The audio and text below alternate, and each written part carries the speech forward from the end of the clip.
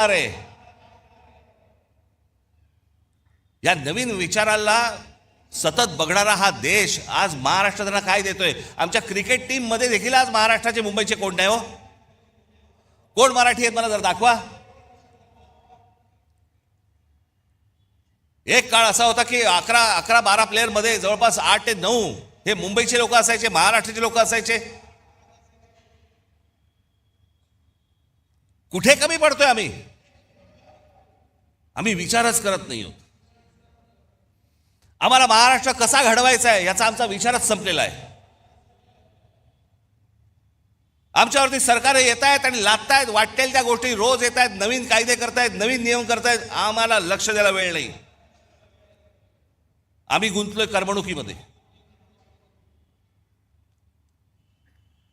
तुम्हा आम्हाला महाराष्ट्रातल्या या जनतेला सगळ्यांना मिळून तरुण आणि तरुणींना, नवीन येणाऱ्या लोकांना, मुलांना हा भविष्यातला महाराष्ट्र घडवायचा आहे।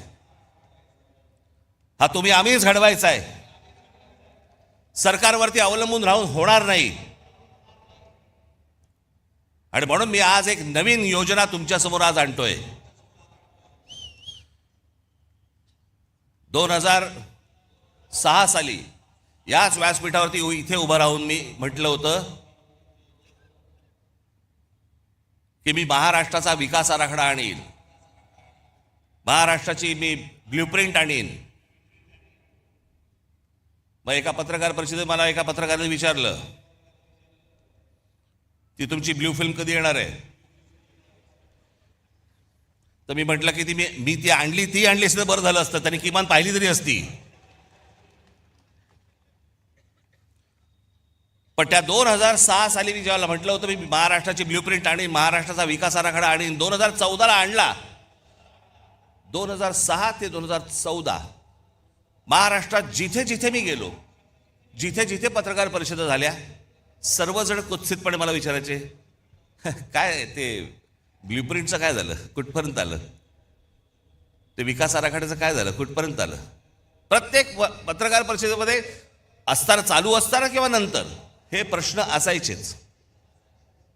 जेव्हा आणली 2014, आज 2026, या क्षणापर्यंत मला कुठच्या पत्रकारांनी प्रश्न विचारलेला नाही त्या ब्ल्यूप्रिंटमध्ये आहे काय, कारण वाचलीच नाही। त्याला वाचण्यात इंटरेस्ट नव्हता, हिणवण्यात होता। असो, पण तो काळ लोटला गेला।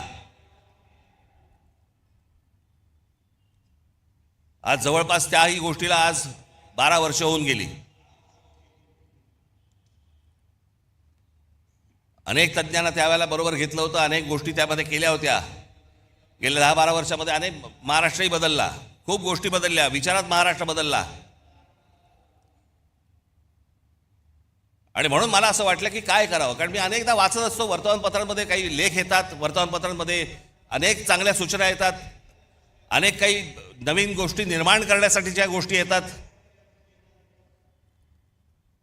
आणि मग विचार केला की या सगळ्या गोष्टींसाठी एक कुठेतरी आपल्याला एक प्लॅटफॉर्म उभा करायला लागेल।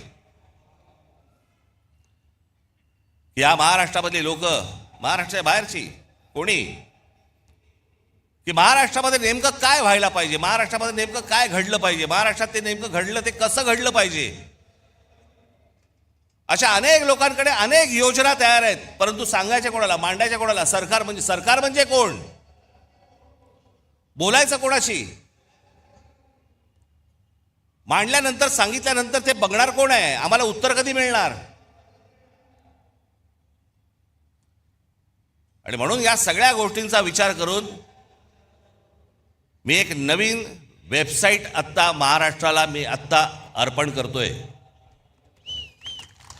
की ज्या वेबसाईटवरती तुम्ही येऊन तुमचे विचार, पण विचार जय महाराष्ट्र साहेब,